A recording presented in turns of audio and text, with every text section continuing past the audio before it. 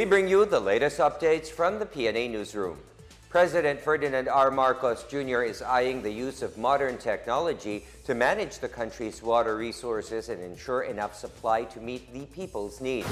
During the opening of the 6th edition of the Water Philippines Conference and Exposition at the SMX Convention Center in Pasay City earlier today, Marcos noted the availability of technologies that help efficiently manage water resources to provide people with clean and affordable water. He said flood control projects have evolved through the years along with the use of small hydroelectric plants and climate change resiliency to maintain water connections. The president cited the experience of Israel, which is able to use clean water several times despite the scarcity of its supply. Marcos, meanwhile, acknowledged the importance of water in agriculture and the impacts of water in scarcity on food security. In February, President Marcos approved the creation of a Water Resource Management Office to manage the country's water resources. And it is very gratifying to note that in fact the technologies that are being used, that are being employed in terms of water treatment, in terms of water management, are well-known technologies. We have, of course, fine-tuned it so that the filtration systems become better and better, our pumps become more efficient, our connections, water connections are more resilient to typhoons, to earthquakes and the other calamities that might happen along the way. And so I am very optimistic that the solutions that we need to formulate are out there. The technologies are out there. What has continued to change in the light of climate change is the management, the stratagems on how we manage our water. The Marcos administration is ramping up the Department of Agriculture's direct marketing platform to bring affordable food items closer to the public while providing a market for farm producers. From February to March, 5 Kadiwa ng Pangulo outlets have been installed in Cebu City, Rizal Park in Manila, Santo Tomas in Batangas, Pili in Camarines Sur, and the Trade Union Congress of the Philippines compound in Quezon City. The 5 outlets earned a total of 3.66 million pesos in sales in just 2 months. More areas will be opened soon following President Ferdinand R. Marcos Jr.'s directive to install similar trading hubs in other sites nationwide. The Kadiwa ng Pangulo is a spillover of the Kadiwa ng Pasko, which aimed to help consumers cope with high prices of food during the holiday season. The Kadiwa also gives farmers, fisher folks, as well as micro, small, and medium enterprises venues to sell their produce directly to buyers and increase their income. Meanwhile, cease and desist orders have been issued by the Maritime Industry Authority or Marina to the company that owns MT Princess Empress, which sank off the waters of Nauan in Oriental Mindoro and has caused a massive oil spill.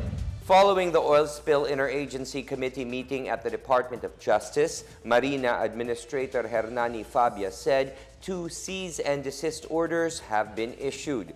One is revoking the franchise of RDC Railed Marine Services, and another order halting its operations pending the result of the investigation. Meanwhile, the province of Oriental Mindoro is now finalizing its response to the oil spill issue. Oriental Mindoro Governor Humerlito Dolor said among the leak's containment strategies include bagging, repairing the leak, hot tapping, and pumping. Dolor also said that the MT Princess Empress's insurer would open local claims offices in the affected regions.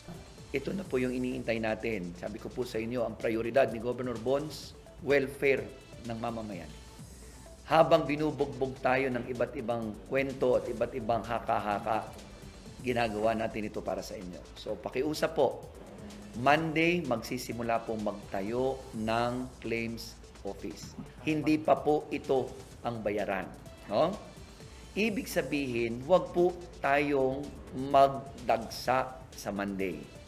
Huwag muna po.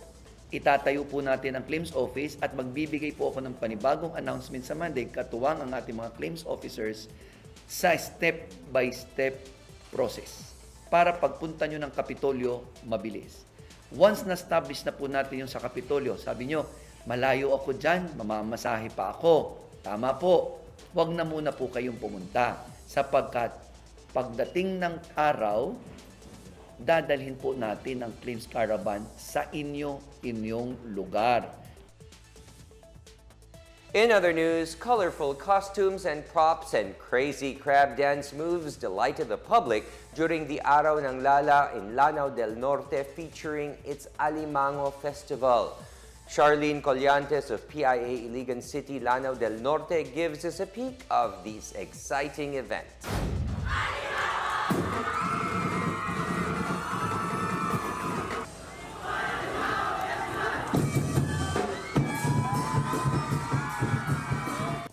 Crab Ocean-themed Grand State Dancing Parade mesmerized residents and visitors of Lanao Del Norte during its 74th Araw ng Lala featuring its 22nd Alimango Festival. Other events that enthralled the public include crab races, the biggest crab contest, and the Agri-Trade Fair.